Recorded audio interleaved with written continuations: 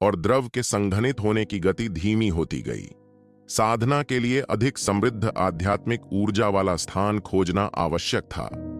हमें यथाशीघ्र एक आत्मा सभा समूह स्थापित करने की आवश्यकता है। कीमियागर अमृत को परिष्कृत करते थे। आत्मा ऋण स्वामी ताबीज और मंत्र लिखते थे, जिनका उपयोग हथियार बनाने में भी किया जाता था। एक और पेशा था एरे मास्टर। कांगड़ा शहर के 4 प्रमुख परिवारों में आरती परिवार अपनी संरचनाओं के लिए प्रसिद्ध था। उन्हें संरचनाओं की गहरी समझ थी और वे चारों परिवारों में प्रथम स्थान पर थे। 4 प्रमुख परिवार थे: जैन परिवार, त्रिवेदी परिवार, आरती परिवार और पांचाल परिवार। जैन परिवार एक नया उभरता हुआ कुलीन परिवार था, जो कुछ दशक पहले ही प्रमुखता से उभरा था और जिसकी आबादी कम थी। दूसरी ओर ये तीनों परिवार स्थापित परिवार थे, जिनके कई अनुयायी और व्यवसाय पूरे महान पथ राजवंश में फैले हुए थे। त्रिवेदी परिवार मुख्यतः वेश्यालय और जुए के अड्डे चलाता था। हाल के वर्षों में उन्होंने हथियार उद्योग में कदम रखा था और जैन परिवार का बाजार हिस्सा हथियाने की कोशिश कर रहे थे। किसी परिवार के लिए दीर्घकालिक विकास के लिए एक ही उद्योग निश्चित रूप से व्यवहार्य रास्ता नहीं था। कार्तिक की याद में सिर्फ पांचाल परिवार ही खास था। वे एक पशुपालन करने वाला परिवार थे, जिनके पास पशुपालन के अनोखे हुनर थे। उन्होंने एक बार चौथे दर्जे के राक्षस जानवर को वश में करके महान पथ राजवंश में अपना नाम कमाया था। चौथे दर्जे के राक्षसी जानवर मनुष्यों में मौजूद मज्जा शोधन क्षेत्र के बराबर थे और अविश्वसनीय रूप से शक्तिशाली थे। पांचाल परिवार का व्यवसाय मुख्यतः पशुपालन, फार्म और युद्ध के मैदान थे। हर परिवार की अपनी नींव होती थी और वे एक दूसरे के काम में दखल नहीं देते थे। हालांकि त्रिवेदी परिवार की हरकतों ने कांगड़ा शहर की दशकों पुरानी शांति को भंग कर दिया था और एक अंतर्धारा चुपचाप पनप रही थी। अंततः सच्ची ऊर्जा का बढ़ना बंद हो गया और ऊर्जा की एक शक्तिशाली लहर अर्जित क्षेत्र के 6ठे स्तर से होकर बह निकली, मानो एक सुस्त धमाका हो जिसने बलपूर्वक इस द्वार को खोल दिया हो। एक साधारण व्यक्ति के लिए हर सफलता एक सावधानी भरी सफलता होती थी, लेकिन कार्तिक के लिए नहीं। उसने सबसे हिंसक तरीका अपनाया।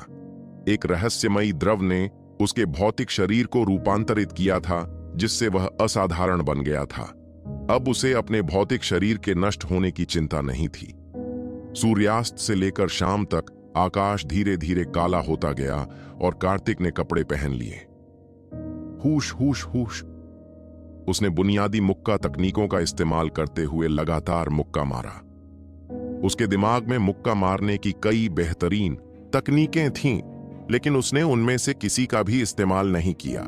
इस समय उसका सबसे जरूरी काम बुनियादी मुक्का तकनीकों का इस्तेमाल करके अपने भौतिक शरीर को संयमित करना और अर्जित क्षेत्र के अपने 6ठे स्तर को स्थिर करना था।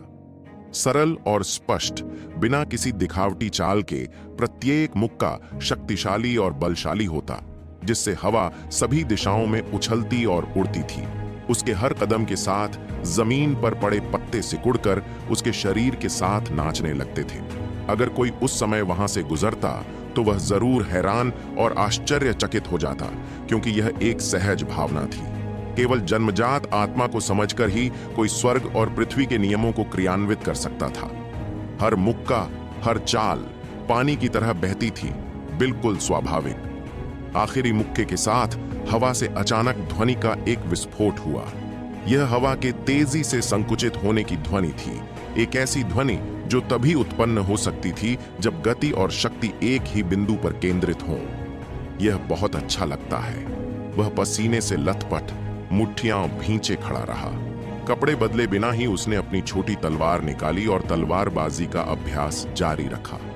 उसके वार की गति पहले से कहीं ज्यादा तेज हो गई थी और उसकी सटीकता भी बेहतर हो गई थी। लगभग हर वार निशाने पर लग रहा था। अब वह ब्लड रेनबो ब्लेड तकनीक का अभ्यास शुरू कर सकता था। युवा मालिक ने आपको भोजन पर बुलाया है। इससे पहले कि वह कुछ समझ पाता, अंधेरा हो गया और गेट के बाहर से बटलर की आवाज गूंजी, जो उसे भोजन के लिए बुला रहा था। ठीक है, मैं अपने कपड़े बदलने के बाद वहां पहुंच जाऊंगा। जल्दी से नहाने और लगातार अभ्यास करने के बाद उसके शरीर से काफी गंदगी निकल गई थी। खुद को साफ करने के बाद उसने साफ कपड़े पहने और अंदर वाले हॉल की ओर चल दिया। बहुत समय हो गया था जब पूरे परिवार ने साथ में खाना खाया था। ससुर, सास और मानसी लंबे समय से इंतजार कर रहे थे। आज जो हुआ उससे उसकी सास का उसके प्रति रवैया काफी बदल गया। वह उठी और कार्तिक को चावल परोसा। धन्यवाद सासू मां। कार्तिक बहुत कम बोलने वाला व्यक्ति था और जब भी वह अतीत में भोजन करने आता था तो उसे अक्सर उसकी सास द्वारा डांटा जाता था। मानसी ने अपना कटोरा उठाया। उसकी खाने की मुद्रा बहुत ही सुंदर थी। उसने एक मोटा लेकिन चिकना न लगने वाला चेरी का टुकड़ा उठाया और उसे मुंह में डालकर हल्की सी चबाने की आवाज निकाली। आमतौर पर जब भी कार्तिक रात के खाने के लिए आता, वह जल्दी खाना खत्म करके चली जाती और दोनों एक दूसरे को कम ही देखते थे। यह पहली बार था जब उन्होंने एक ही मेज पर भोजन किया था। कार्तिक, ये पांचाल परिवार की ओर से निमंत्रण है। मैं पिछले कुछ दिनों से बहुत व्यस्त रहा हूं और जाने का समय नहीं मिला। तुम और मानसी कल मेरे लिए जा सकते हो। जयंत ने एक निमंत्रण पत्र निकाला और कार्तिक के सामने रख दिया। हाल ही में परिवार में बहुत सी घटनाएं घटी थीं। उस्ताद कारीगर को त्रिवेदी परिवार ने लूट लिया था और हथियार बनाने वाली कार्यशाला लगभग पूरी तरह से ध्वस्त हो चुकी थी। वह हर दिन व्यस्त रहता था और उसके पास कार्तिक को इस अनावश्यक भोज में भेजने के अलावा कोई विकल्प नहीं था। पांचाल परिवार से निमंत्रण। कार्तिक ने अपनी चॉपस्टिक नीचे रख दी। पांचाल परिवार और जैन परिवार के बीच बहुत कम ही संपर्क होता था, इसलिए अचानक निमंत्रण पाकर वह थोड़ा हैरान हुआ। बात यह है कि पांचाल परिवार ने हाल ही में राक्षसी जानवरों का एक नया समूह पेश किया है और 100 दानव सभा का आयोजन किया है, जिसमें कांगड़ा शहर के विभिन्न परिवारों के कुलपतियों और कुछ युवा प्रतिभाओं को भाग लेने के लिए आमंत्रित किया गया है। मैंने सुना है कि राजधानी शहर से भी लोग आ रहे हैं। अगर हमारा जैन परिवार विकसित होना चाहता है तो हमें पांचाल परिवार के साथ अच्छे संबंध बनाए रखने होंगे। आपको बस देखने और सुनने की जरूरत है। जयंत ने संक्षेप में बताया कि पांचाल परिवार जानवरों को वश में करने वाले अखाड़े और जानवरों से लड़ने वाले अखाड़े से अपनी जीविका चलाता था। हर बार जब वे कोई नया राक्षस लाते थे तो जानवरों से लड़ने वाले अखाड़े की प्रतिष्ठा बढ़ाने के लिए एक बड़े पैमाने पर सभा आयोजित करते थे। जयंत के अनुसार वे दोनों केवल औपचारिकताएं निभा रहे थे, पांचाल परिवार को पहचान दे रहे थे तथा बाहरी दुनिया को बेहतर तरीके से जान रहे थे। कार्तिक ने अपना सिर उठाया जैसे ही मानसी ने अपनी चॉपस्टिक नीचे रखी। दोनों की नजरें मिली, फिर जल्दी से नजरें फेर लीं और किसी ने कोई आपत्ति नहीं जताई। ससुर जी अपना फैसला कर चुके थे और मना करने में बहुत देर हो चुकी थी। गोलियों को पिल ट्रेजर पैवेलियन पहुंचाने की समय सीमा में अभी 3 दिन बाकी थे, इसलिए स्वर्गीय आत्मा की गोली को परिष्कृत करने के लिए अभी भी समय था। उन्हें पहले 100 दानव सभा में जाना चाहिए क्योंकि कार्तिक भी उसे देखना चाहता था। सच्चे मार्शल महाद्वीप की कई चीजें अभी भी उसके लिए अपरिचित थीं। अगर वह इस दुनिया में घुलना मिलना चाहता था तो उससे पहले इसे समझना जरूरी था। ससुर जी, सास जी, मैं खाना खाकर अभी वापस जा रहा हूं। जल्दी से अपना खाना खत्म करने के बाद कार्तिक खड़ा हुआ, उन दोनों को प्रणाम किया और जाने के लिए मुड़ा। पिताजी, लगता है उस रात के बाद से वह बदल गया है। कार्तिक के बहुत दूर चले जाने के बाद मानसी ने अचानक बात की। मैं ठीक से तो नहीं बता सकती, लेकिन मुझे लगता है कि वो बदल गया है। वो ज्यादा शांत हो गया है और उसकी आंखें ज्यादा समझदार हो गई हैं। खासकर उसकी आंखें, जो 2 तारों की तरह हैं, अपने अंदर ढेर सारी कहानियां समेटे हुए हैं। मुझे यह भी एहसास हुआ है कि लोगों को परिपक्व होना ही पड़ता है। वह भाई कश्यप का वंशज है और वह हमेशा बेकार नहीं रह सकता। जयंत ने इसका कारण उसके बड़े होने को बताया और तीनों कुछ देर के लिए चुप हो गए। आंगन में वापस आकर उसके पास आराम करने का समय नहीं था। हर पल उसके लिए कीमती था। उसने आग जलाई और स्वर्गीय आत्मा की गोली को शुद्ध करना शुरू कर दिया। आत्मा पत्थर मुझे बहुत सारे आत्मा पत्थरों की आवश्यकता है। आत्मा एकत्रित करने वाली सरणी स्थापित करने के लिए केवल आत्मा पत्थरों का उपयोग किया जा सकता है।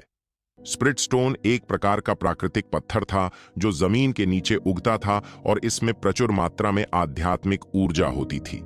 मार्शल आर्टिस्ट स्प्रिट स्टोन के बिना साधना नहीं कर सकते थे।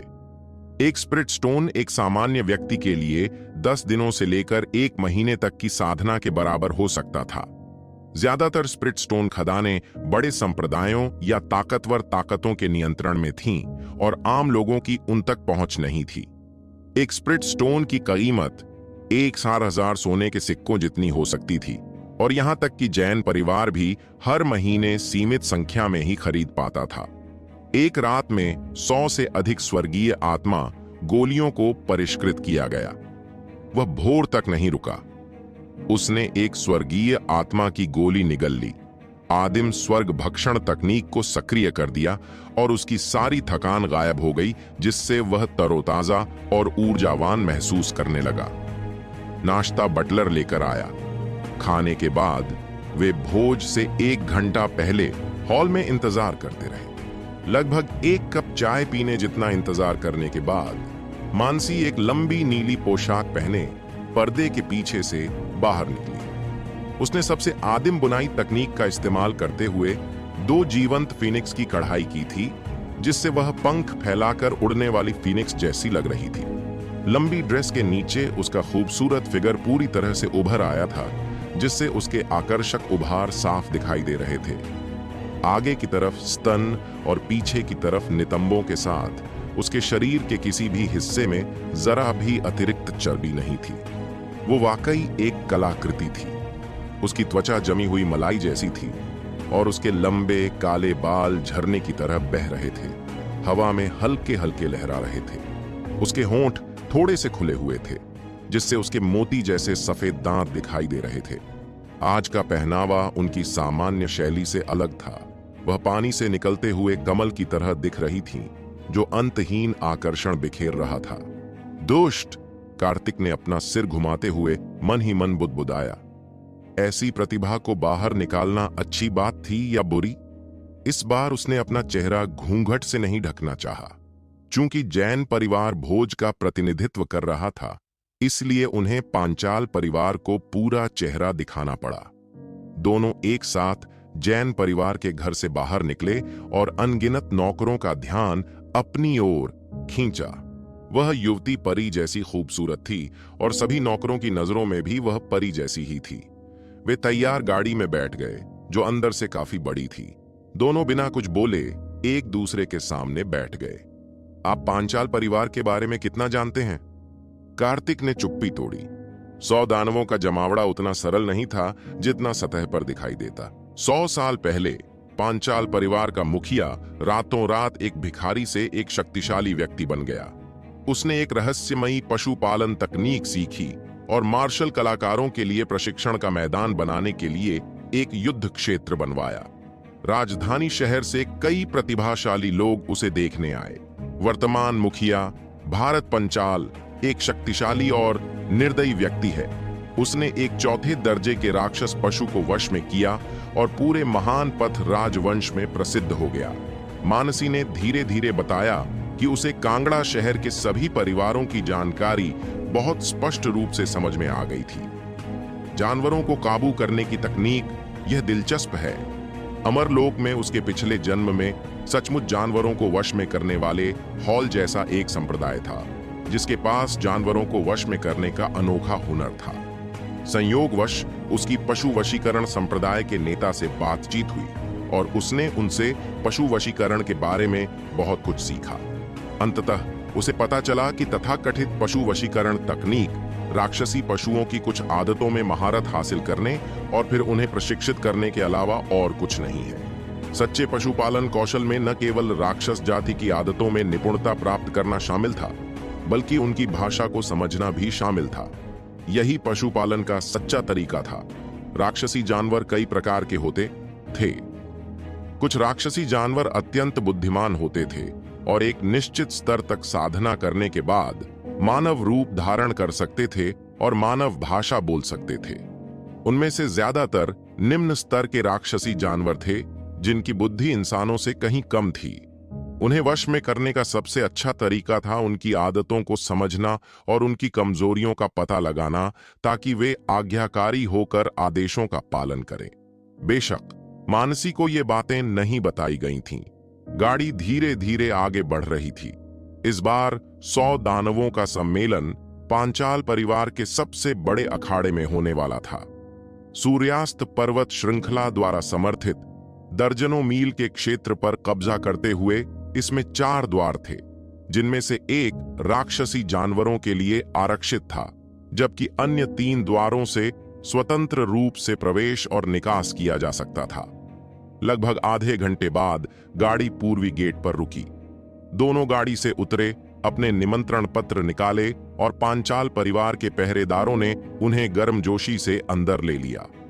एक लंबे ढके हुए पुल से गुजरने के बाद अंदर का स्थान अचानक फैल जाता और दोनों तरफ के खंभे सबसे आदिम नीले पत्थर से उकेरे गए थे, जो प्राचीन और खराब दिखते थे। ढके हुए पुल के नीचे अखाड़े थे। जमीन पर अभी भी खून के धब्बे थे और बदबू उठ रही थी। ढके हुए पुल को पार करने के बाद दृश्य अचानक खुल जाता, जो एक दृश्य क्षेत्र की ओर ले जाता, जो हजारों वर्ग मीटर में फैला हुआ था और कई खंडों में विभाजित था। यह 3 स्तरों में विभाजित था और क्षेत्र आकार में भी भिन्न थे। साधारण लोग पश्चिमी द्वार से प्रवेश करते थे, कुछ छोटे परिवार उत्तरी द्वार से प्रवेश करते थे और 4 बड़े परिवार और महान प्रतिभाएं पूर्वी द्वार से प्रवेश करती थीं। वहां एक सख्त पदानुक्रम था, जिसमें पूर्वी क्षेत्र सबसे छोटा था, जिसमें लगभग 1000 लोगों को समायोजित करने की क्षमता थी और वहां मेजें बड़े करीने से सजाई गई थीं। जैसे ही वे अंदर दाखिल हुए, वहां शोरगुल मच गया। बहुत से लोग पहले ही आ चुके थे और जैसे ही वे अंदर गए, बहुत सी निगाहें उनकी ओर मुड़ गईं। मिस जैन, युवा मास्टर कार्तिक, कृपया अंदर आइए। पांचाल परिवार के शिष्य बाहर आए और उनका गर्मजोशी से स्वागत करते हुए उन्हें अंदर बुलाया। नगर स्वामी के अलावा 4 प्रमुख परिवार कांगड़ा शहर के सर्वोच्च पदों का प्रतिनिधित्व करते थे। आज कुछ अजीब था। 4 प्रमुख परिवारों की सीटों से भी ऊपर कई मेजें लगी हुई थीं, जो स्पष्ट रूप से विशिष्ट अतिथियों के लिए सजाई गई थीं। कई युवा प्रतिभाएं धीरे धीरे बातें कर रही थीं। धन्यवाद, मानसी ने धीरे से कहा। उसके चेरी जैसे होंठ और मोती जैसे दांत एक सुगंधित सुगंध छोड़ रहे थे, जिसने कई लोगों का ध्यान आकर्षित किया। क्या वह जैन परिवार की बेटी नहीं है? वह भी यहां क्यों है? भीड़ में एक अजीब सी लहर दौड़ गई और अनगिनत आंखें उनकी ओर मुड़ गईं, जो जैन परिवार की बेटी की एक झलक पाने के लिए उत्सुक थीं। यहां तक कि सामान्य क्षेत्र भी भयभीत हो गए तथा आश्चर्य की आवाजें उठती और घटती रहीं। अचानक हुए शोरगुल से मेज के शीर्ष पर बैठे प्रतिभाशाली युवकों के समूह की बातचीत बाधित हो गई और वे सभी उनकी ओर देखने लगे। बीच में बैठे युवक ने अचानक अपनी आंखें सिकोड़ लीं और उन्हें मानसी के चेहरे पर गड़ा दिया। उसकी आंखों में एक गहरा अधिकार भाव झलका, लेकिन वह जल्दी ही गायब हो गया। यह महिला कौन है? युवक की सांसें तेज हो गईं। राजधानी में जन्मे होने के कारण उसने अनगिनत सुंदरियां देखी थीं, लेकिन उसके सामने खड़ी स्त्री में दुनिया की सारी खूबसूरती समाई हुई थी और वह एक भी दोष से रहित पूर्ण थी। युवा मास्टर सार्थक को सूचित करते हुए, इस महिला का नाम मानसी है, जो कांगड़ा शहर के जैन परिवार की बेटी है। कुछ ही दिन पहले उसने एक निकम्मे आदमी से शादी की है। हालांकि मैंने सुना है कि वह अभी भी कुंवारी है। दाईं ओर का युवक तुरंत खड़ा हो गया। उसका चेहरा विनम्रता से भरा हुआ था और उसने मानसी की जानकारी विस्तार से बताई। बोलने वाले युवक का नाम कपिल था, जो त्रिवेदी परिवार का एक प्रतिभाशाली व्यक्ति था और आमंत्रित लोगों में से एक था। अजीब बात यह थी कि इस बार चारों परिवारों के मुखियाओं में से कोई भी नहीं आया, मानो यह भोज खास तौर पर युवाओं के लिए आयोजित किया गया हो। मुझे लगता है मैंने राजधानी की इस महिला के बारे में सुना है। कहा जाता है कि वह राजधानी की सबसे खूबसूरत महिला है। मुझे आज उसे देखने की उम्मीद नहीं थी। वह किंवदंतियों से भी ज्यादा खूबसूरत है। युवा मास्टर सार्थक ने सिर हिलाया। इसमें कोई आश्चर्य की बात नहीं थी कि ऐसी अद्वितीय सुंदरता राजधानी तक पहुंच गई थी। इतनी खूबसूरत औरत की शादी एक निकम्मे आदमी से हुई है, यह बहुत बड़ी बर्बादी है। सिर्फ हमारे युवा मालिक सार्थक ही ऐसी नाजुक सुंदरता के लायक हैं। बाईं ओर वाला युवक भी खड़ा हो गया। उसका चेहरा भी उतना ही विनम्र था। यह व्यक्ति श्लोक था, पांचाल परिवार की युवा पीढ़ी में एक उभरता हुआ सितारा। वह काफी शक्तिशाली था और कहा जाता था कि उसने जन्मजात आत्मा को पहले ही समझ लिया था। यह एक अनजाने में की गई प्रशंसा थी, जिससे यंग मास्टर सार्थक बहुत प्रसन्न हुए और उनके होठों पर मुस्कान आ गई। कार्तिक और मानसी साथ बैठ गए। उनके सामने आरती परिवार के लिए आरक्षित एक खाली मेज थी। पांचाल परिवार की मेज बाईं ओर थी, आरती परिवार की मेज उनके सामने थी और त्रिवेदी परिवार की मेज दाईं ओर थी। चार प्रमुख परिवारों में जैन परिवार सबसे नीचे था, जैसा कि मेजों और कुर्सियों की व्यवस्था से देखा जा सकता था। चारों ओर से आती तीखी निगाहों को देखकर मानसी ने थोड़ी नाराजगी जरूर दिखाई, लेकिन खुद को रोक लिया। उसके पिता ने उसे ज्यादा सुनने, ज्यादा ध्यान से देखने और ज्यादा न बोलने की सलाह दी थी। कार्तिक के होठों पर एक ठंडी मुस्कान आ गई। अंदर आते ही उसकी नजरें चारों ओर घूम गईं और सबके चेहरों पर टिक गईं। युवा मास्टर सार्थक, क्या मैं जाकर मिस जैन को आमंत्रित करूं? श्लोक ने चापलूसी भरे लहजे में कहा कि जिनेश परिवार राजधानी शहर में प्रसिद्ध है और कांगड़ा शहर में उनके जैसे किसी भी छोटे परिवार से कहीं अधिक प्रसिद्ध है। युवा मास्टर सार्थक ने कुछ नहीं कहा, लेकिन एक पल सोचने के बाद वह खड़े हो गए। उन्होंने महसूस किया कि यदि वह उन्हें व्यक्तिगत रूप से आमंत्रित करें तो यह अधिक विश्वसनीय होगा। वे तीनों एक साथ खड़े हो गए। श्लोक और बाकी दो लोग उनके पीछे पीछे चल पड़े। वे सीढ़ियां चढ़कर मानसी के पास पहुंचे। कार्तिक की बात तो वे पहले ही अनसुनी कर चुके थे। मैं सार्थक हूं, राजधानी में जिनेश परिवार का प्रत्यक्ष वंशज। मैं मिस जैन को नमस्कार करता हूं। एक परिष्कृत सज्जन के व्यवहार के साथ सार्थक ने सभी का गर्मजोशी से स्वागत किया तथा इस बात पर जोर दिया कि वह राजधानी में जिनेश परिवार के प्रत्यक्ष वंशज थे। एक ऐसी स्थिति जो बहुत कुछ कहती थी। उन दोनों का उपनाम एक जैसा था। जैन परिवार का कांगड़ा शहर में कुछ रुतबा था, लेकिन राजधानी में उन्हें चींटी भी नहीं माना जाएगा। दूसरी ओर जिनेश परिवार के पास एक अस्थि शोधन क्षेत्र विशेषज्ञ था। मानसी ने सिर हिलाया, जिसे अभिवादन माना गया, और उसने ज्यादा आश्चर्य नहीं जताया। उसने राजधानी शहर में रहने वाले जिनेश परिवार के बारे में सुना था। वे बहुत शक्तिशाली थे।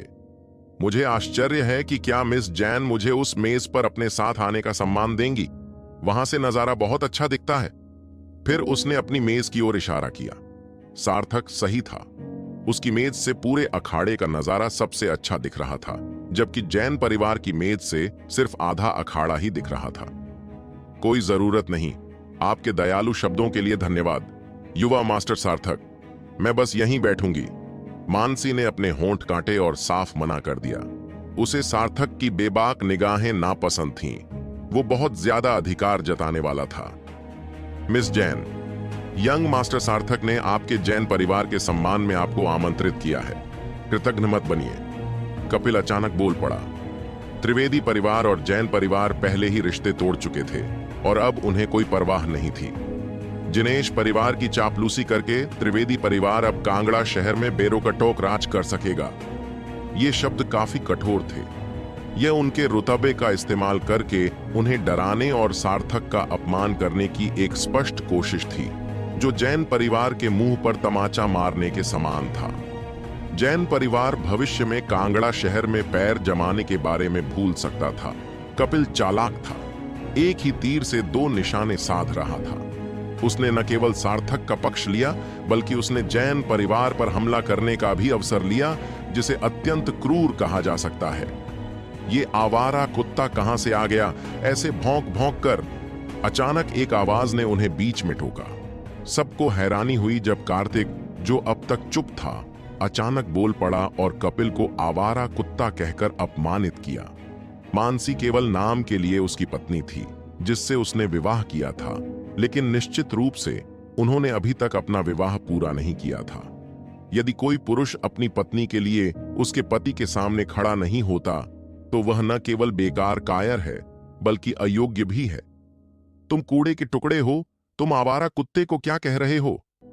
कपिल ने मेज पर जोर से हाथ पटका, जिससे चारों तरफ से अनगिनत निगाहें खींच गईं।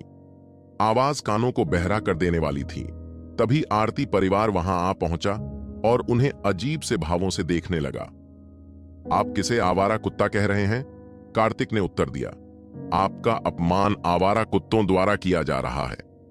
कपिल ने एक वाक्य कहा, लेकिन फिर उसे एहसास हुआ कि कुछ गड़बड़ है। तब सबको समझ आया कि क्या हो रहा है और वे जोर से हंस पड़े। तुमने तो मुझे आवारा कुत्ता कहा था। कपिल गुस्से से भर गया। वह कार्तिक के जाल में फंस गया था और उसने खुद को आवारा कुत्ता कहकर कोसा। वह इतना गुस्से में था कि आग बबूला हो गया। मानसी हल्के से मुस्कुराई और कुछ ही शब्दों में उसने कपिल को क्रोधित कर दिया था। उसने बिना एक भी अपशब्द कहे सफलतापूर्वक जवाबी हमला किया।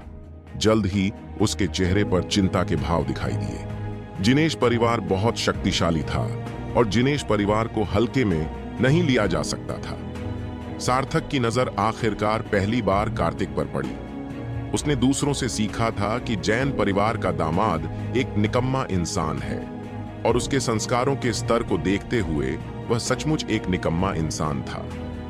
सच्चे मार्शल महाद्वीप में मार्शल कलाकारों का सम्मान किया जाता है और साधना स्तर ही सब कुछ निर्धारित करता है।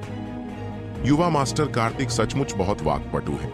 मैं उनकी प्रशंसा करता हूं। मैंने सुना है कि युवा मास्टर कार्तिक साधना करने में असमर्थ हैं और उन्हें उनकी शादी की रात दुल्हन के कमरे से बाहर निकाल दिया गया था। क्या यह सच है? सार्थक ने व्यंग्यात्मक लहजे में कहा कि त्रिवेदी और पांचाल परिवार पिछले कुछ सालों से जिनेश परिवार की चापलूसी कर रहे थे।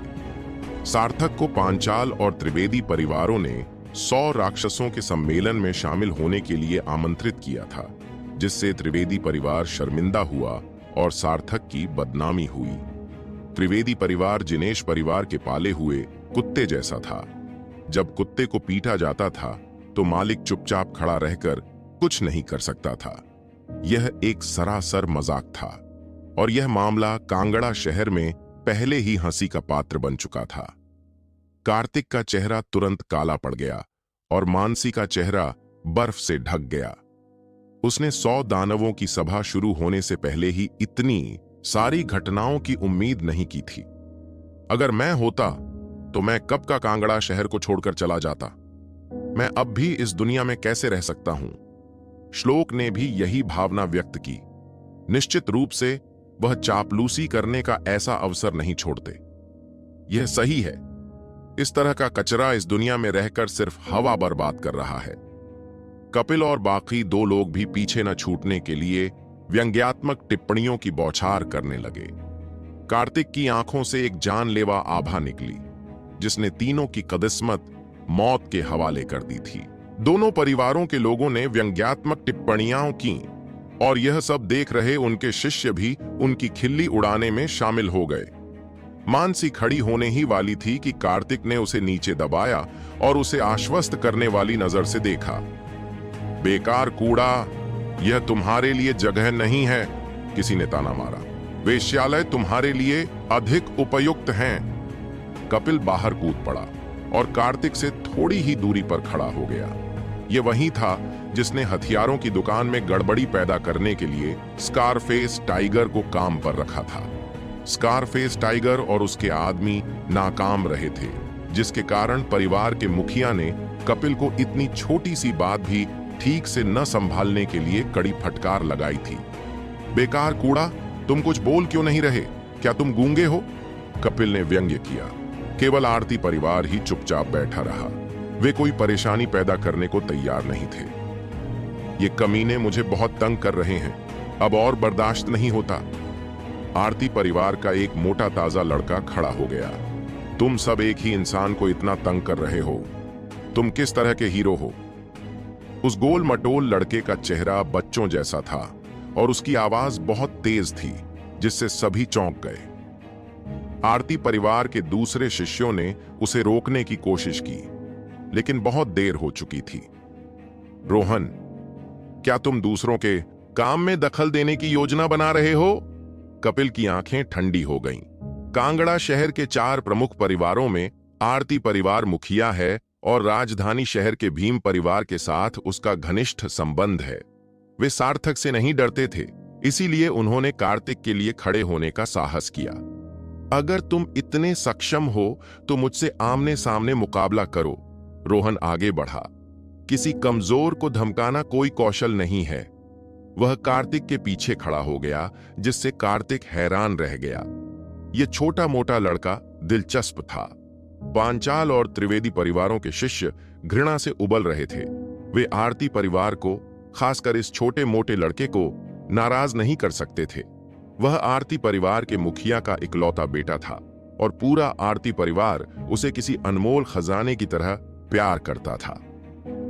अरे कमीने! कपिल के पास कार्तिक पर अपना गुस्सा निकालने के अलावा कोई विकल्प नहीं था। क्या तुम्हें लगता है कि सिर्फ इसीलिए कि कोई तुम्हारे लिए खड़ा है, तुम बच निकलोगे? युवा मास्टर सार्थक तुम्हें सम्मान दे रहे हैं, लेकिन तुम बेशर्म हो। वह कार्तिक पर हमला करने और उसे बाहर फेंकने की तैयारी करने लगा। ओह, तो फिर तुम मेरे साथ असभ्य व्यवहार करने की योजना कैसे बना रहे हो? कार्तिक मुस्कुराया, एक शरारती मुस्कान। ढके हुए पुल के दूसरे छोर से 2 लोग एक बूढ़े आदमी के नेतृत्व में इस क्षेत्र में आए। वहां पर बातचीत बहुत जोर से हो रही थी और पूरे कोलोसियम में सुनी जा सकती थी। मैं तुम्हारे हाथ पैर तोड़ दूंगा और तुम्हें यहां से बाहर फेंक दूंगा, कपिल चिल्लाया। तुम जैसे कूड़े के टुकड़े को तो यहां होना भी नहीं चाहिए। कपिल की बात खत्म होते ही उसने कार्तिक को थप्पड़ मारने के लिए हाथ उठाया। मानसी उसे रोकने ही वाली थी कि कार्तिक ने उसे पकड़ लिया। जैसे ही थप्पड़ कार्तिक के चेहरे पर पड़ने वाला था, कार्तिक के बगल में एक आकृति अजीब तरह से प्रकट हुई। उस आकृति ने अपनी हथेली को कपिल की तुलना में 10 गुना अधिक तेज गति से बढ़ाया। थप्पड़! कपिल पीछे की ओर उड़कर भीड़ में जा गिरा। यह घटना इतनी अचानक हुई कि किसी को भी उम्मीद नहीं थी कि कोई कदम उठाएगा। क्या हुआ? सब दंग रह गए। क्या कार्तिक को ही उड़कर नहीं जाना चाहिए था? वह अभी भी बिना किसी चोट के वहां क्यों बैठा था, जबकि उसके पीछे एक हट्टा कट्टा आदमी दिखाई दे रहा था? मानसी भी दंग रह गई। उसे उम्मीद नहीं थी कि कोई उससे तेज होगा और पहले वार करेगा, जिससे कपिल उड़ जाएगा। सिर्फ कार्तिक चुपचाप अपनी जगह पर बैठा था। उसका चेहरा भावहीन था। उसका दाहिना हाथ पहले से ही चाकू की मूठ पर था। अगर सदानंद आगे नहीं बढ़ता तो कार्तिक एक ही वार में कपिल का दाहिना हाथ काट देता। युवा मास्टर, कार्तिक, क्या हुआ है? मास्टर प्रताप जल्दी पहुंच गए। गोल्डन मंडप आज के 100 दानवों के सम्मेलन में आमंत्रित लोगों में से एक था। वे देर से पहुंचे और संयोग से यह दृश्य देखने को मिला। यह तथ्य कि प्रतिष्ठित गोल्डन मंडप के मुख्य कीमियागर मास्टर प्रताप एक निकम्मे व्यक्ति की चापलूसी कर रहे थे, एक वज्रपात की तरह था, जिससे वहां उपस्थित सभी लोग स्तब्ध और अवाक रह गए। बस कुछ जोकर, कार्तिक ने शांत स्वर में कहा। क्या मुझे उन्हें सबक सिखाना चाहिए? मास्टर प्रताप ने पूछा। दूसरे लोग 4 महान परिवारों से डर सकते हैं, लेकिन मास्टर प्रताप की नजर में वे चींटियों से ज्यादा कुछ नहीं थे। गोल्डन मंडप किसी भी शक्ति के अधिकार क्षेत्र में नहीं था और यहां तक कि महान पथ राजवंश को भी इसका सम्मान करना पड़ता था। जल्दी मत करो, कार्तिक ने कहा। मेरे पास एक गोली है। मैं मास्टर प्रताप से कुछ मार्गदर्शन मांगना चाहता हूं। उसने अपनी जेब से एक चीनी मिट्टी की बोतल निकाली, सबके सामने एक गोली उड़ेली और उसे अपनी हथेली पर रख लिया। जैसे ही उसकी तेज खुशबू चारों ओर फैली, मास्टर प्रताप की आंखें चौड़ी हो गईं। उन्होंने गोली पकड़ने के लिए हाथ बढ़ाया, लेकिन कार्तिक ने उसे छीन लिया। इस क्षणिक नजर ने मास्टर प्रताप को पागल कर दिया। वह आसानी से समझ गए कि कार्तिक उनका मजाक उड़ा रहे थे। अगर अमृत देखना है तो बदले में कुछ देना ही होगा। उनकी जान अभी भी कार्तिक के हाथों में थी। कार्तिक के इलाज से पिछले 2 दिनों में उनके एक्यूपॉइंट का दर्द काफी कम हो गया था। सदानंद, मास्टर प्रताप गर्राए, उन सभी को हराओ और युवा मास्टर कार्तिक का बदला लो। सदानंद का शरीर भूत की तरह उस स्थान से गायब हो गया और वह एक के बाद एक हाथ से थप्पड़ मारता रहा। श्लोक सबसे पहले भीड़ में घुसा। उसके मुंह और नाक से खून बह रहा था। सब कुछ बहुत तेजी से हुआ। त्रिवेदी परिवार और पांचाल परिवार के उनके आसपास मौजूद कोई भी शिष्य बच नहीं पाया। सिर्फ सार्थक चुपचाप अपनी जगह पर खड़ा रहा। रुकना, सार्थक आखिरकार बोला। अपने सामने इतने सारे लोगों को घायल होते देख उसकी सारी श्रेष्ठता की भावना गायब हो गई थी।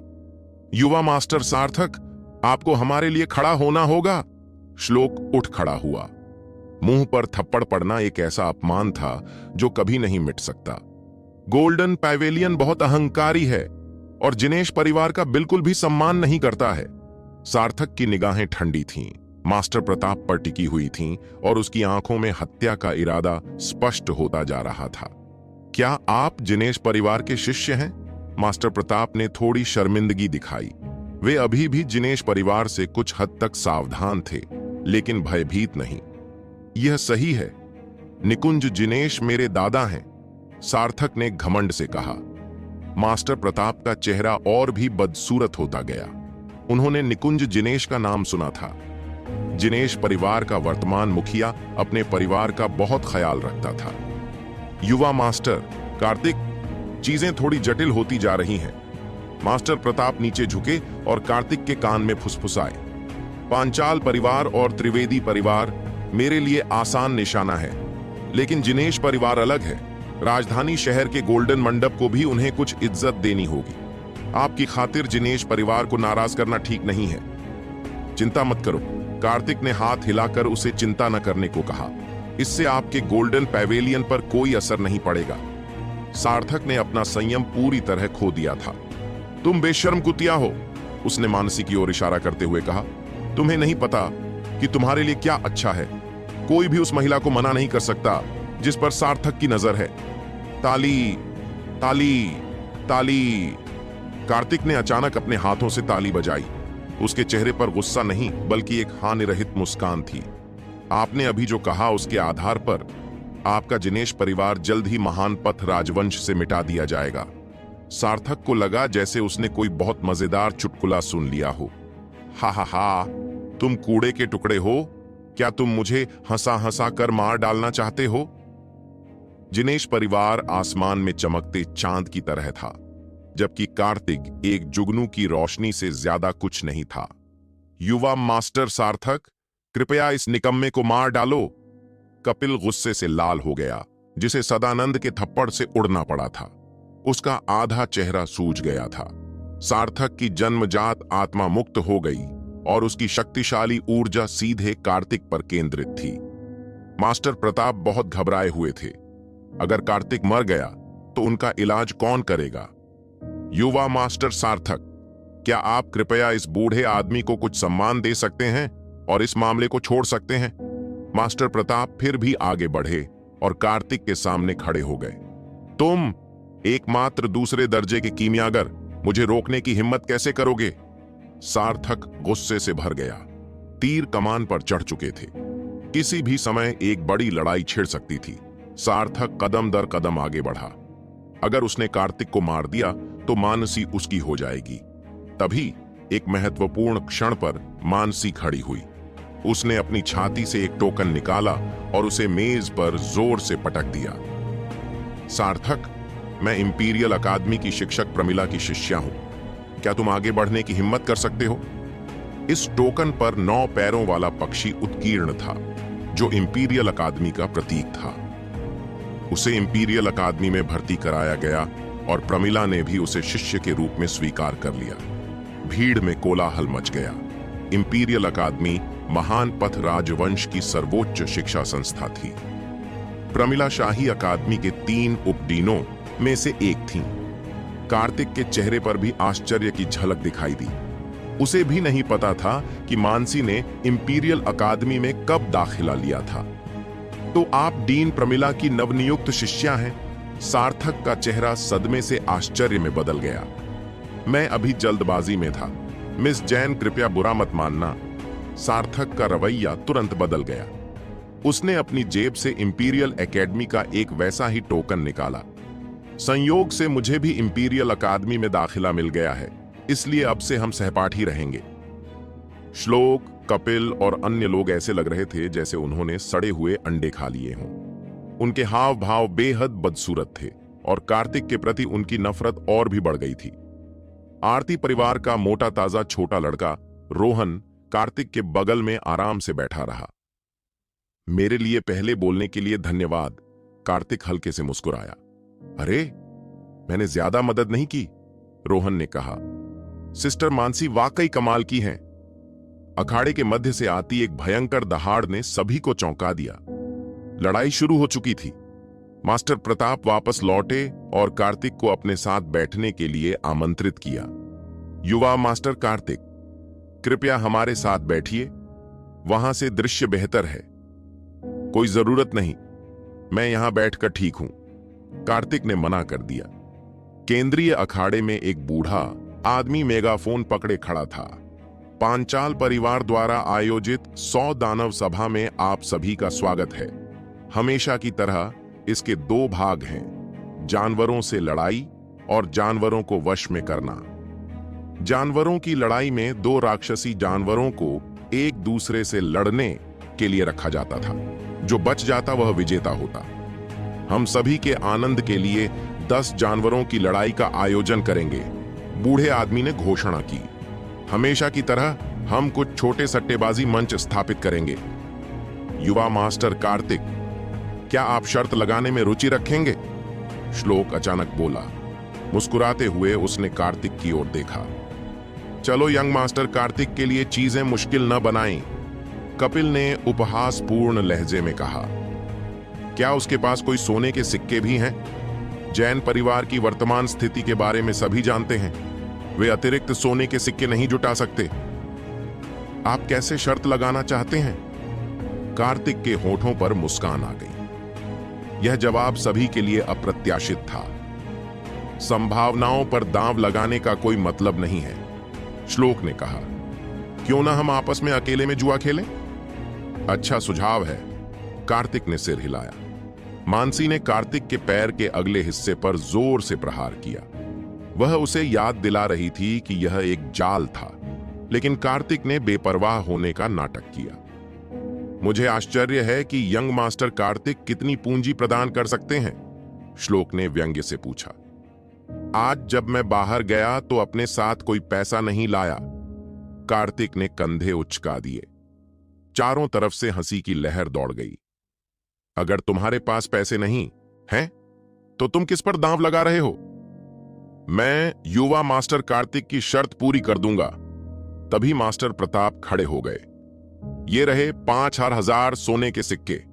युवा मास्टर कार्तिक इन्हें अपनी इच्छानुसार इस्तेमाल कर सकते हैं, आपको इन्हें वापस करने की जरूरत नहीं है। 5 लाख स्वर्ण मुद्राएं यूं ही दे दी गईं। मानसी का मुंह थोड़ा खुल गया और उसने आश्चर्य से कार्तिक को देखा। कार्तिक ने जरा भी कृतज्ञता नहीं दिखाई और स्वाभाविक रूप से कार्ड स्वीकार कर लिया। उसने तो अपनी शर्त लगा दी है, आपकी क्या बात है? अब कार्तिक की बारी थी उनका मजाक उड़ाने की। श्लोक एक साथ 5 लाख सोने के सिक्के नहीं जुटा सका, इसलिए उसने परिवार के मुखिया की ओर देखा, जिन्होंने तुरंत उसे 10 लाख से ज्यादा कीमत के कार्ड दिए। अखाड़े में 2 राक्षसी जानवर प्रकट हुए, चरम पवन तेंदुआ और गैंडा जानवर। मैं 500,000 स्वर्ण सिक्कों की शर्त लगाता हूं कि एक्सट्रीम विंड लेपर्ड जीतेगा, श्लोक ने सबसे पहले अपनी शर्त रखी। यह भी ठीक है, चलो एक ही मैच में हिसाब बराबर कर लेते हैं। अनगिनत हैरान कर देने वाली निगाहों के बीच कार्तिक ने कार्ड फेंक दिया और शर्त लगाई कि गैंडा जानवर जीतेगा। वह पागल है, किसी ने कहा। गैंडे जैसे जानवर के जीतने की संभावना 10% से भी कम है। लड़ाई शुरू हो चुकी थी। चरम पवन तेंदुए ने हवा के झोंके की तरह आगे बढ़कर गैंडे के पीछे जोर से काट लिया। खून की धार फूट पड़ी। गैंडा धीमा था और सिर्फ एक ही मुठभेड़ में उसके कई घाव हो गए। कार्तिक के होठों पर एक मुस्कान उभरी। उसने अपनी असली ऊर्जा को ध्वनि में बदल दिया, अपनी आवाज को गैस के एक कण जैसी पतली रेखा में संकुचित कर दिया। एक ऐसी तकनीक जो केवल अत्यंत शक्तिशाली आत्मिक शक्तियों से ही संभव थी। गैंडा जानवर गिरने के कगार पर था। तभी एक आवाज उसके दिमाग में अचानक आई और उसकी आंखों में उलझन का भाव उभर आया। युवा मास्टर कार्तिक, मुझे खेद है, लेकिन मैं इन 500,000 सोने के सिक्कों को खुशी से स्वीकार करूंगा, श्लोक ने कहा, क्योंकि गैंडा लगभग मर चुका था। परिणाम अभी भी अनिश्चित है। कार्तिक ने अपनी चाय का एक छोटा सा घूंट लिया। तभी अखाड़े से एक गगन भेदी दहाड़ गूंजी। गैंडे ने करुण दहाड़ लगाई और चरम पवन तेंदुए की ओर झपटा। यह आत्महत्या जैसा लगा। चरम पवन तेंदुआ हवा में उछला और अपना मुंह खोलकर गैंडे की गर्दन पर काटने लगा। पलक झपकते ही गैंडे ने अचानक एक अजीब हरकत की। वह अचानक नीचे झुक गया। तेज हवा वाला तेंदुआ उड़ता हुआ उसके पास से गुजरा। तभी गैंडे के पिछले पैर अचानक ऊपर उठ गए और उसने तेंदुए के सीने पर जोरदार चोट मारी। इस विचित्र दृश्य को देखकर श्लोक सिहर उठा और वह अचानक खड़ा हो गया। उसका चेहरा अविश्वास से भर गया। चरम पवन तेंदुआ जमीन पर जोर से गिरा। गैंडे जैसे जानवर ने तेजी से मुड़कर अपने चारों खुरों को हवा में उड़ाया। बहुत देर हो चुकी थी। गैंडे का विशाल शरीर पवन तेंदुए पर गिर पड़ा। पवन तेंदुए को चीखने का भी समय नहीं मिला और वह मर गया। हवा में आश्चर्य की लहर दौड़ गई। यह कैसे हो सकता है? श्लोक अपनी कुर्सी पर बेबस बैठा रहा। उसने 500,000 सोने के सिक्के गंवा दिए थे। भाई पांचाल, आपकी उदारता के लिए बहुत बहुत धन्यवाद, कार्तिक ने कहा जब कोई 500,000 के नए कार्ड ले आया। भाई कार्तिक, आप सचमुच भाग्यशाली हैं। श्लोक की आंखें लाल थीं, बिल्कुल एक आम ज्वारी जैसी। क्या हम एक और शर्त लगाएं? मुझे आपकी मदद करने में खुशी होगी, कार्तिक ने शांतिपूर्वक कहा। दूसरा मुकाबला जल्दी ही शुरू हो गया। एक गैंडा अजगर और एक धधकते बाज। युवा मास्टर कार्तिक, इस बार आपको अपना दांव पहले लगाना चाहिए, श्लोक ने कहा। तभी मंच पर मौजूद जानवरों को काबू करने वाले ने अपने दाहिने हाथ से एक अजीब सा इशारा किया। पांचाल परिवार के शीर्षस्थ लोगों के अलावा किसी ने भी इस इशारे को नहीं पहचाना, लेकिन यह कार्तिक की नजरों से बच नहीं पाया। मुझे ऐसी आदत नहीं है, इसलिए कृपया पहले जाइए, भाई पांचाल, कार्तिक ने कहा। तो फिर मैं औपचारिकता नहीं निभाऊंगा, श्लोक ने कहा। मैं यूनिकॉर्न पायथन से 10 लाख स्वर्ण मुद्राओं की शर्त लगाऊंगा। इसका मतलब था कि कार्तिक को फ्लेमिंग ईगल पर दांव लगाना था। जानवरों की लड़ाई शुरू हो गई। इस स्थिति को देखते हुए फ्लेमिंग ईगल के जीतने की बहुत अच्छी संभावना है, कपिल ने पूछा। तो फिर श्लोक ने इसके बजाय यूनिकॉर्न पायथन को क्यों चुना? श्लोक ने एक रहस्यमयी मुस्कान बिखेरी। अखाड़े से बिजली जैसी एक भयंकर गर्जना सुनाई दी। गैंडे के सिर पर लगे सींग से अचानक बिजली का एक तेज गोला निकला। यह एक विशेषता प्रकार का राक्षस है। भीड़ में कोलाहल मच गया। कोई आश्चर्य नहीं कि श्लोक ने कार्तिक को पहले चुनने दिया, किसी ने फुसफुसाया। उसे बहुत पहले पता होना चाहिए था कि यूनिकॉर्न पायथन ने अपनी विशेषता जागृत कर दी थी। श्लोक के पास पांचाल परिवार के राक्षसों का विस्तृत रिकॉर्ड था। बिजली चमकी और फ्लेम ईगल पर लगी, जो लड़खड़ा कर मैदान में गिर पड़ा। यदि आप यह राउंड हार गए तो आगे जुआ न खेलें, मानसी ने आखिरकार बोलकर कार्तिक को जुआ खेलना बंद करने को कहा। क्या आप इस बात पर आश्वस्त हैं कि मैं ही निश्चित रूप से हार जाऊंगा? कार्तिक ने मानसी को नापते हुए कहा। उसकी सीधी निगाहों से मानसी के चेहरे पर शर्मिंदगी और गुस्से के भाव उभर आए। देखो सब लोग, फ्लेम हॉक को देखो! एक अचानक चीख ने सभी के विचारों को बाधित कर दिया। ज्वाला चील अचानक उठ खड़ी हुई। उसका शरीर आग की लपटों में घिरा हुआ था। उस निर्णायक क्षण में उसने अपनी विशेषता जागृत की, अग्नि की शक्ति। श्लोक इतना चौंका कि कांप उठा और उसका वाइन ग्लास धड़ाम से जमीन पर गिर गया। भयानक लपटों ने तुरंत ही यूनिकॉर्न पायथन को अपनी चपेट में ले लिया। 10 मिनट बाद आग शांत हुई। फ्लेम ईगल बमुश्किल बच पाया, लेकिन गैंडा अजगर जलकर राख हो गया था। यह असंभव है, श्लोक जोर से चीखा। जीत तो उनकी मुट्ठी में थी। सार्थक के चेहरे पर भी डर के भाव उभर आए। एक गेम हारना भले ही संयोग हो, लेकिन लगातार 2 हारना असामान्य था। भाई, तुम मेरे अपने भाई हो। रोहन ने कार्तिक की बांह को गले लगाया। अगली बार मुझे बताओ कि क्या खरीदना है और मैं भी खरीद लूंगा। कार्तिक की मेज पर 10 लाख सोने के सिक्के पहुंचाए गए। कार्तिक, क्या तुम फिर से जुआ खेलने की हिम्मत करते हो? श्लोक कुछ विक्षिप्त सा लग रहा था। अगर मैं ना कह दूं तो क्या होगा? कार्तिक अचानक मुस्कुराया। क्रोध से अभिभूत और 15 लाख स्वर्ण मुद्राएं गंवाने के बाद कार्तिक के शब्दों से और भी उत्तेजित होकर श्लोक अत्यंत क्रोध से बेहोश हो गया। उसे नीचे ले जाओ। तभी एक युवा और प्रतिभाशाली व्यक्ति अचानक आगे आया। वह सुंदर और सजीला था, सफेद कपड़े पहने। यह यंग मास्टर लोहित है। कौन है ये? कार्तिक ने पूछा। भाई, तुम तो उसे जानते भी नहीं। रोहन ने आंखें घुमाई। वह लोकेश, पांचाल परिवार का मुखिया का सबसे बड़ा बेटा है। पिछले साल उसे इंपीरियल अकादमी में दाखिला मिला था। तुम्हें सावधान रहना होगा। तुमने पांचाल परिवार से 15 लाख से ज्यादा सोने के सिक्के जीते हैं। वह इसे हरगिज नहीं जाने देगा। लोहित की निगाहें 2 तेज ब्लेडों की तरह अचानक कार्तिक पर चुभ गईं। यह जन्मजात क्षेत्र के अंतिम चरण का दमनकारी आभा मंडल था। सबको लगा कि कार्तिक जरूर डर जाएगा, लेकिन इसके बाद जो हुआ उसने सबको चौंका दिया। कार्तिक के होठों पर एक तिरस्कार भरी नजर आ गई।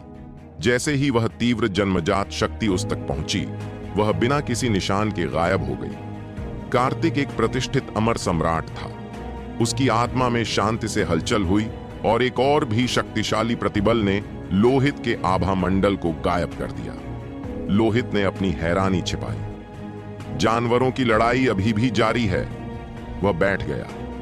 क्यों ना हम आपस में शर्त लगा लें?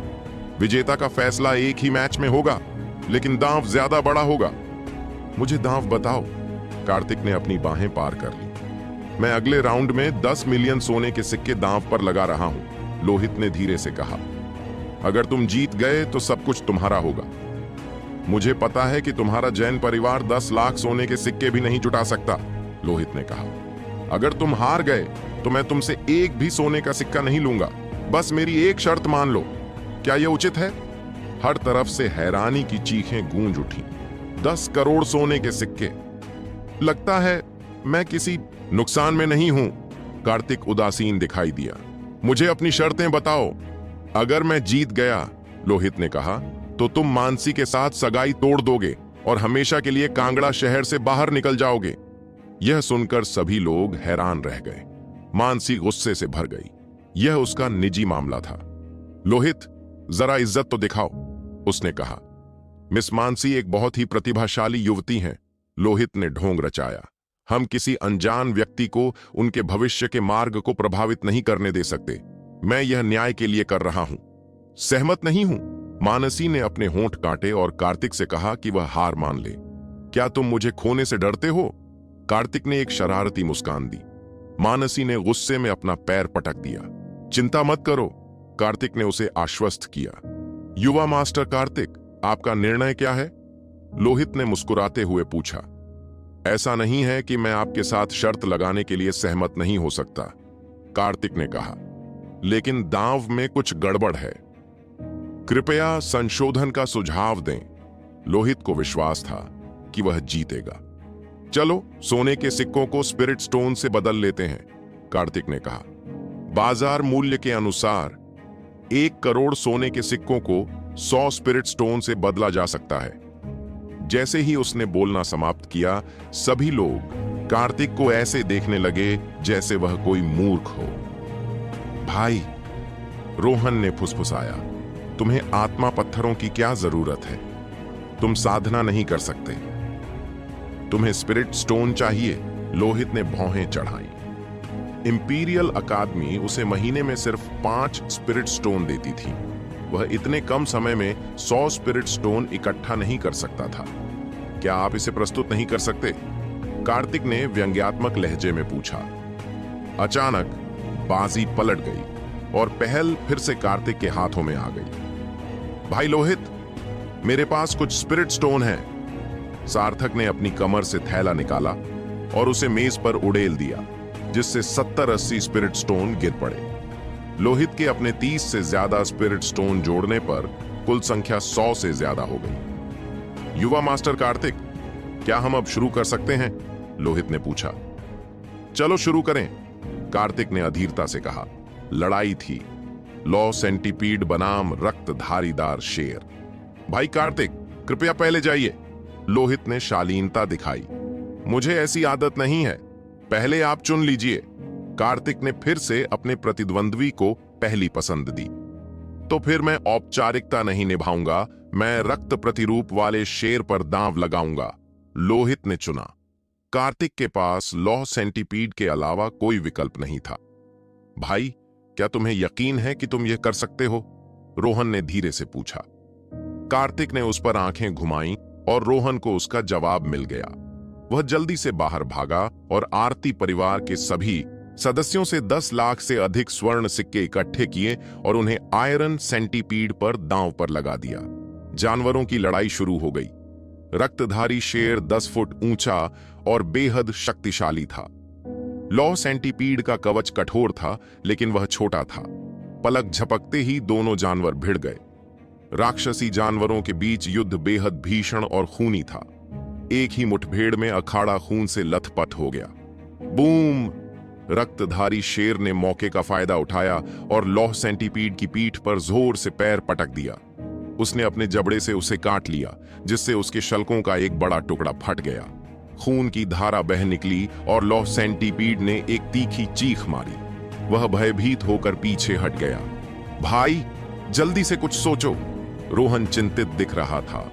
रक्तधारी सिंह बढ़त हासिल करते ही अचानक हवा में उछल पड़ा, अपना अंतिम वार करने के लिए। इस समय कार्तिक के होंठ हल्के से फड़क उठे। वह मानव भाषा नहीं, बल्कि लिखित प्रतीकों का एक अजीब समूह बोल रहा था, राक्षस जाति की भाषा। सच्चे मार्शल महाद्वीप में बहुत कम लोग राक्षस जाति की भाषा समझते थे। अजीबोगरीब चिन्हों के उसके शरीर में प्रवेश करने के बाद लॉ सेंटीपीड की आंखों में लाल रंग की झलक दिखाई दी। रक्तधारी शेर आकाश से नीचे गिरा। पांचाल परिवार के शिष्य जश्न मनाने लगे। जीत उनकी मुट्ठी में थी। उसी क्षण लॉ सेंटीपीड का शरीर अचानक लोहे की गेंद में बदल गया और गड़गड़ाहट की आवाज के साथ जमीन पर लुढ़क गया। खून से सने शेर का निशाना चूक गया। ऐसा कैसे? लोहित की आंखें सिकुड़ गईं। स्नैप! लोहे का गोला घूमा और रक्तधारी शेर के दाहिने अगले पैर से टकराया, जिससे एक तीखी चटक सी आवाज हुई। शेर का दाहिना अगला पैर टूट गया और उसका शरीर लड़खड़ा गया। लोहित सदमे से हांफने लगा। यह कैसा हमला था? लोहे के सेंटीपीड ने अपना हमला जारी रखा। प्रत्येक वार के साथ रक्तधारी शेर पर घाव छोड़ता गया।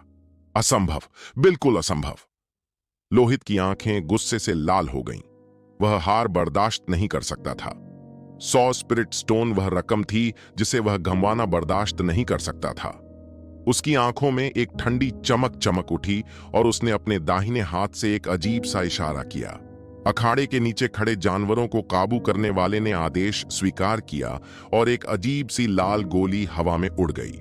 सबकी चौकस निगाहों के सामने अखाड़े के एक ओर खड़े पशुपालक के हाथ से एक अजीब सी लाल गोली उड़ी, बिना किसी चेतावनी के। जब तक सभी को यह समझ में आया कि क्या हो रहा है, रक्तधारी शेर ने अपना मुंह खोला और रक्त लाल गोली निगल ली। अचानक रक्तधारी सिंह की आभा में भारी परिवर्तन आया और उसके रोम छिद्रों से रक्त की बूंदें रिसने लगीं, जिससे उसका मूल रूप से हल्का लाल फर ऐसा प्रतीत होने लगा मानो वह रक्त से सना हुआ हो, जिससे उसका रूप और भी अधिक भयानक हो गया। उसकी गति इतनी बढ़ गई कि वह दूसरे दर्जे के राक्षसी जानवर के स्तर तक पहुंच गया। उसकी भयानक शक्ति ने आसपास के क्षेत्र को अपनी चपेट में ले लिया और लोहे के कन खजूरे का शरीर 3 मीटर से भी ज्यादा दूर जा गिरा। यह एक दानववध गोली है जो राक्षसों की युद्ध शक्ति को 5 गुना बढ़ा सकती है। सब लोग हैरान थे। राक्षसवध की गोलियां बेहद दुर्लभ थीं और हर एक की कीमत लाखों सोने के सिक्कों के बराबर थी। पांचाल हार नहीं सकता। उन्हें यह जीत अवश्य हासिल करनी होगी। धोखा, तुमने धोखा दिया। रोहन खड़े हुए, अपने हाथ ऊपर उठाए और जोरदार विरोध जताया। दानव हत्या की गोली के बिना रक्त प्रतिरूपित शेर पहले ही अखाड़े में मर चुका होता और युद्ध का परिणाम पहले ही तय हो चुका होता। धोखाधड़ी। उसने कभी नहीं सोचा था कि प्रतिष्ठित पांचाल परिवार ऐसे घृणित तरीकों का इस्तेमाल करेगा। आयरन सेंटीपीड की खरीद में जीतने वाले अधिकांश मार्शल कलाकार हमला करने के लिए उठ खड़े हुए और पांचाल परिवार को जनता का गुस्सा झेलना पड़ा। हालांकि कानून जनता को सजा नहीं देता और वहां मौजूद सभी लोगों को मारना संभव नहीं है। जानवरों की लड़ाई प्रतियोगिता में यह उल्लेख नहीं किया गया है कि राक्षस गोलियों का उपयोग निषिद्ध है, जो उचित सीमा के भीतर है। रक्तधारी सिंह को जीतने वाला योद्धा खड़ा हुआ और प्रसन्नतापूर्वक बोला कि इसे धोखाधड़ी नहीं माना जाएगा, क्योंकि राक्षसों द्वारा गोलियां इस्तेमाल करने के विरुद्ध कोई नियम नहीं है। युद्ध में कमजोर होने पर मनुष्य अपनी ताकत को पुनः प्राप्त करने के लिए अमृत का उपयोग कर सकते हैं, और यही बात राक्षसी जानवरों पर भी लागू होती है। दोनों पक्षों में अंतहीन बहस हुई। कोई भी हार मानने को तैयार नहीं था। अंततः उनकी नजर कार्तिक पर पड़ी, जो सबसे बड़ा हारने वाला था। इस मैच को हारने का मतलब न केवल जैन परिवार, जो एक शक्तिशाली समर्थक है, को खोना होगा, बल्कि जू लिंगक्स्यू के साथ सगाई भी टूट जाएगी। भाई, कुछ तो बोलो। रोहन चिंतित होकर इधर उधर घूम रहा था और कार्तिक से समाधान निकालने का आग्रह कर रहा था, लेकिन कार्तिक चुपचाप वहीं बैठा रहा, जैसे कुछ हुआ ही ना हो। अखाड़ा पांचाल परिवार का था और जानवरों को काबू करने वाले भी पांचाल परिवार से ही थे। कार्तिक ने 2 मुकाबले जीते, जिससे पांचाल परिवार की बदनामी हुई। कोई जल्दी नहीं। कार्तिक ने अपनी आंखें खोलीं और शांति से कहा, फिर अपने आसपास के शोर को अनदेखा करते हुए उन्हें फिर से बंद कर लिया। रक्तधारी शेर उन्मत्त हो गया। उसके टूटे हुए खुरों को दर्द महसूस नहीं हो रहा था और वह लोहे के सेंटीपीड का पागलों की तरह पीछा करने लगा। रक्तधारी शेर के उन्मत्त हमलों का सामना करते हुए लौह सेंटीपीड दृढ़ता से दुबका रहा और हमले को सहन करता रहा। उसका शरीर पहले से ही खून से लथपथ था और उसके शरीर से बड़े बड़े शल्क गिर चुके थे, जिससे एक भयावह दृश्य बन गया था। मानसी का दिल गले में आ गया था। उसके मन में कई तरह की भावनाएं थीं। उसने अनगिनत बार कल्पना की थी कि एक दिन वह व्यक्ति अचानक बेहतर हो जाएगा और अगर वह साधना न भी कर पाए तो भी वह एक सामान्य व्यक्ति बनकर संतुष्ट रहेगी। छोटी उम्र से ही उसके माता पिता ने उसके मन में यह बात बिठा दी थी कि जन्म से ही वह कश्यप परिवार की सदस्य है। जब से उसे याद है, यह बात उसके मन में हमेशा से रही है। लड़ाई तेज हो गई। लोहित अपनी मुट्ठियां कसकर भींचकर बैठ गया। अगर वह यह लड़ाई जीत भी गया तो भी यह अपमानजनक होगा और पांचाल परिवार की हैसियत पहले से कहीं कम हो जाएगी। अखाड़े का व्यवसाय धीरे धीरे कम होता जाएगा और इसकी प्रतिष्ठा बहुत कम हो जाएगी। उसे फाड़ डालो, जाओ और अभी उसे फाड़ डालो। कपिल खड़ा हुआ और रक्त प्रतिरूपी शेर से आग्रह किया कि वह लोहे के सेंटीपीड को जल्दी से चीर डाले और लड़ाई जल्द से जल्द खत्म करे। वह चाहता था कि वह कार्तिक को अभी थप्पड़ मार दे और बस जल्दी से मुकाबला खत्म करना चाहता था। पल पल समय बीतता गया और लोहे का सेंटीपीड मरा नहीं। हालांकि उसके शरीर में छेद हो गए थे, फिर भी वह अखाड़े में लौटपोट हो सकता था, मौके की तलाश में। 5 मिनट, 10 मिनट, 1 कप चाय पीने में लगने वाला समय। रक्तधारी सिंह की आभा धीरे धीरे कमजोर हो गई और राक्षसी अमृत की एक सख्त समय सीमा थी, जो अधिकतम 1 कप चाय बनाने में लगने वाले समय के बराबर थी। राक्षसी दानव गोली के बिना रक्तधारी सिंह जल्दी ही मुरझा गया। राक्षसी दानव गोली का असर यह था कि वह बहुत ही कम समय में रक्तधारी सिंह की सारी क्षमता खत्म कर देता। जब उसका असर खत्म हो जाता तो शरीर धीरे धीरे क्षीण होकर मर जाता। यह एक जुआ है। रक्तधारी शेर 1 कप चाय पीने के लिए लगने वाले समय में सबसे पहले लौह सेंटीपीड को मार देगा और जो भी सबसे आखिर में मरेगा वह विजेता होगा। रक्तधारी सिंह ने धीमी दहाड़ लगाई। उसके कदम लड़खड़ाने लगे और वह अब और हिल नहीं पा रहा था। राक्षसी कोर बेतहाशा पलटवार कर रहा था। उसके आंतरिक अंग रक्त में बदल रहे थे और उसके मुंह के कोनों से खून की बड़ी बड़ी धारें बह रही थीं। पांचाल परिवार स्तब्ध रह गया। एक कप चाय पीने में जितना समय लगता है उतने में ही उन्होंने दानवनाशक गोली निगल ली थी, फिर भी लोहे के सेंटीपीड को नहीं मार पाए। क्या हो रहा था? वे 100 साल से भी ज्यादा समय से राक्षसी जानवरों को वश में कर रहे थे और उन्हें पहले कभी इतनी अजीब चीज का सामना नहीं करना पड़ा था। किसी भी अप्रत्याशित जटिलता से बचने के लिए लोहे के सेंटीपीड ने अचानक अपने तीखे नुकीले दांत दिखाए, अपना शरीर फैलाया और एक रक्त बाण में परिवर्तित हो गया जो दुश्मन की ओर चला। इसे रोक! कठोर आवाज में लोकेश ने पांचाल परिवार के मुखिया की गरिमा की अवहेलना की और जानवरों को काबू करने वाले को मंच पर आने का आदेश दिया ताकि वह लौह सेंटीपीड को रक्तधारीदार शेर को मारने से रोक सके। बहुत धीमा, लोहे का सेंटीपीड पहले ही एक टूटते तारे में बदल चुका था। उसके तीखे पंजे रक्तधारी शेर का सिर फाड़ रहे थे। लावा की तरह लाल और सफेद पदार्थ पूरे अखाड़े में फैल गया। रक्तधारी सिंह गिर गया और लौह सेंटीपीड अखाड़े के किनारे पर लौट आया, जिससे युद्ध समाप्त हो गया। इस पल पूरा अखाड़ा मौत के सन्नाटे में डूब गया। कोई कुछ नहीं बोला, बस तेज सांसें सुनाई दे रही थीं। उनके सामने का दृश्य देखकर उनकी रूह कांप उठी। ठंडी हवा का एक झोंका उनके सिर के ऊपर से गुजरा और वान झोरान कांप उठा। ठंड उसके पैरों के तलवों से होते हुए उसकी रीढ़ तक पहुंच गई और उसे पता भी नहीं चला कि उसकी पीठ पसीने से भीग गई। मास्टर प्रताप और सदानंद ने एक दूसरे को देखा। आज जो हुआ था वो सिर्फ वही जानते थे। कार्तिक कोई निकम्मा नहीं, बल्कि एक बेमिसाल प्रतिभाशाली इंसान था। पत्थरीकरण, पूरा कमरा सन्न रह गया। वे अवाक रह गए। भाई, हम जीत गए! रोहन ने कार्तिक की बांह पकड़ी और दहाड़ा।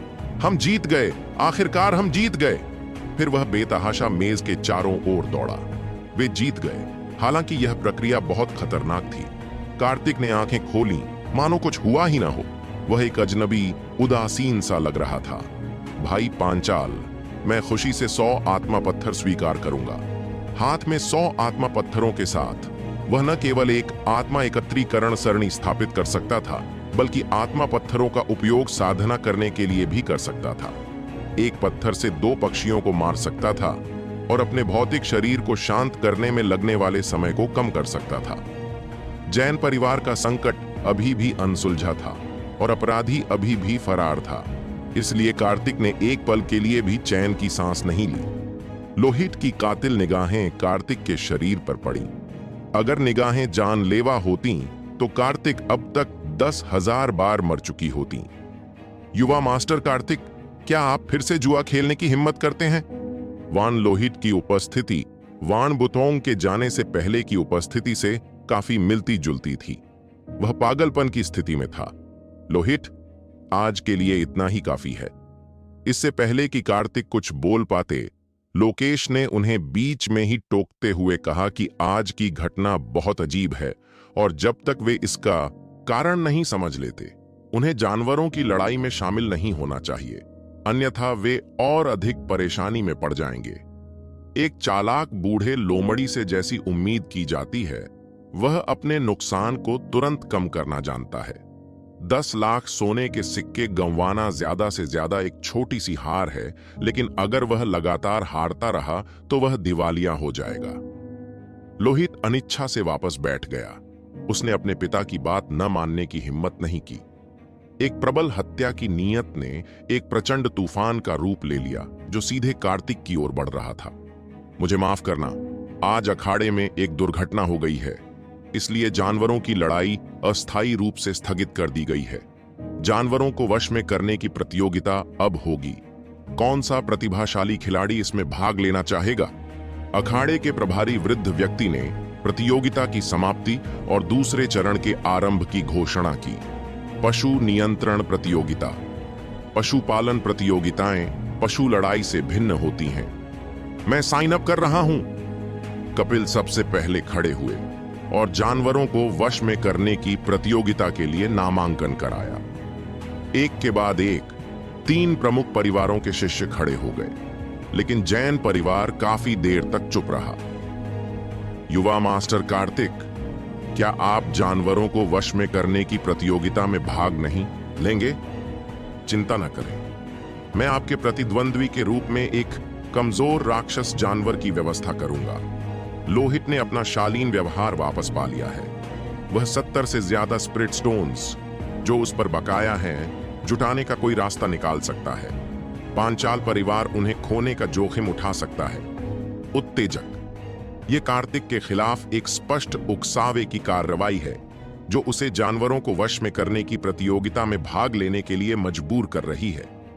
इंसानों और राक्षसी जानवरों के बीच युद्ध कौशल को निखारते हैं और इच्छा शक्ति को नियंत्रित करते हैं। राक्षसी जानवरों का दमनकारी आभा मंडल अनुभव प्राप्त करने का सबसे अच्छा तरीका है। ऐसा अच्छा अवसर दुर्लभ है। आमतौर पर जानवरों को वश में करने वाले अखाड़े के प्रशिक्षण कक्ष में प्रवेश करने के लिए बहुत सारे सोने के सिक्के खर्च करने पड़ते थे।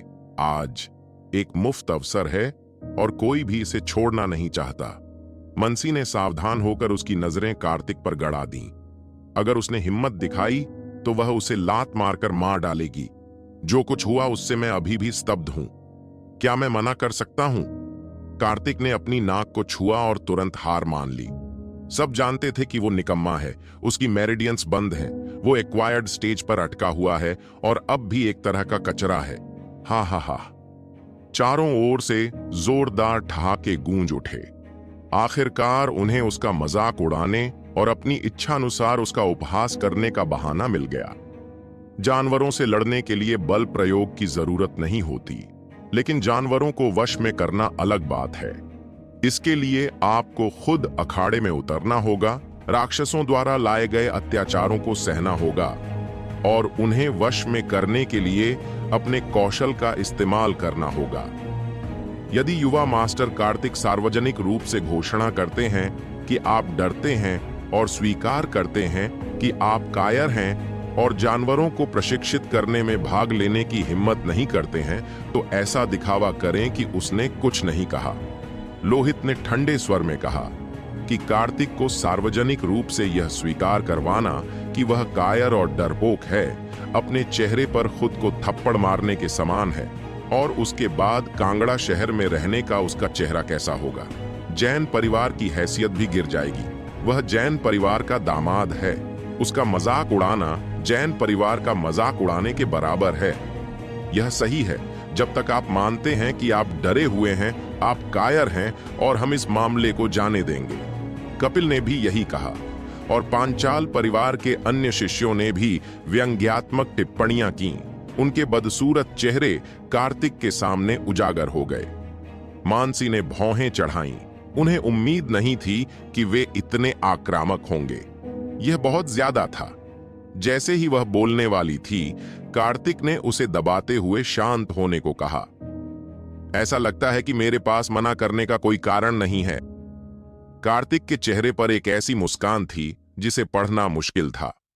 जानवरों से लड़ने के लिए उसे मंच पर आने की जरूरत नहीं थी, लेकिन जानवरों को वश में करना अलग बात थी। वह अखाड़े में अपनी जान गंवा सकता था और यह कोई मजाक नहीं था। जैन परिवार के दामाद के रूप में क्या आपके लिए इस अवसर से पीछे हटना उचित है? भीड़ में कई लोगों ने कहा कि जैन परिवार 4 महान परिवारों में से एक था और अगर उनमें इतना साहस भी नहीं था तो वे जैन परिवार के दामाद बनने के लायक नहीं थे। अंतहीन उपहास मानो सागर की तरह भारी था। कार्तिक बीच में था और जरा सी भी गड़बड़ी उसे निगल जाती। कायर, अगर तूने भाग लेने की हिम्मत नहीं की तो यहां से निकल जा। अब से जैन परिवार में छिप जा और फिर कभी बाहर मत आना, ताकि शर्मिंदा न होना पड़े। सॉफ्टी को शायद दुल्हन के कमरे से बाहर निकाल दिया गया होगा क्योंकि उसकी शादी की रात उसकी चीजें ठीक से काम नहीं कर रही थीं। यहां से चले जाओ, यहां से बहुत दूर चले जाओ। पांचाल और त्रिवेदी परिवारों के कई शिष्यों के बीच बातचीत शुरू होते ही मानसी का चेहरा और भी गंभीर होता गया। उसने कई बार बोलने की कोशिश की, लेकिन कार्तिक ने उसे एक नजर से रोक दिया। ऐसे में अगर वह बोलती तो और भी लोग उसका मजाक उड़ाते, और भी ज्यादा कटु शब्द उसका इंतजार कर रहे थे। वह स्वर्ग की एक गौरवशाली बेटी थी।